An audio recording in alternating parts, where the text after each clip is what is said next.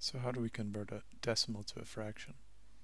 Well, if it's a finite fraction that doesn't repeat, it's pretty simple.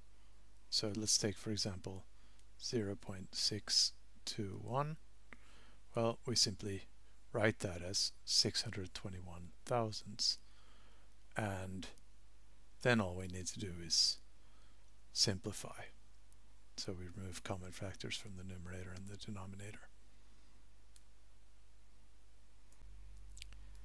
Now if it's a fraction that repeats itself, for example 0.27 repeating in the last two decimals, then we need to be a bit more clever. So what we'll do, we'll write this as an equation where we call x equal to 0.27. That's our repeating decimal there. Then we'll multiply both sides of this equation by 100. And the reason we do that is we want to get one copy of this part that repeats itself over onto the other side of the decimal point. You'll see why in a moment. So we take 100 times x is equal to 27.27, and that repeats itself. So what we've done by multiplying by 100, we've just moved everything over 2 steps to the left.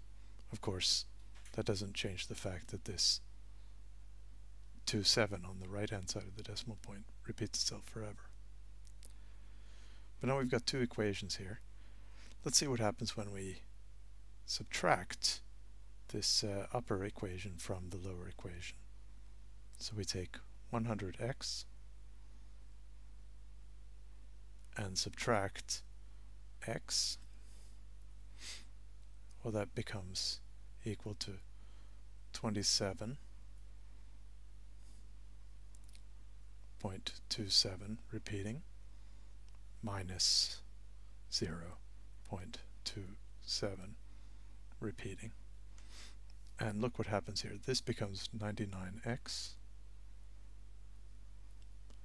And on this side, this repeating part disappears and we're left with just 27.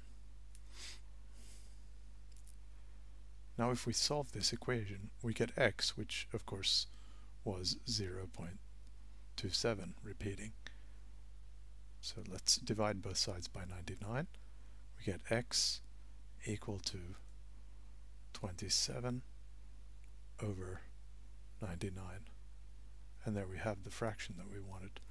Of course, this can still be simplified. We end up with, of course, 3/11ths once we remove all the factors of 3 from numerator and denominator.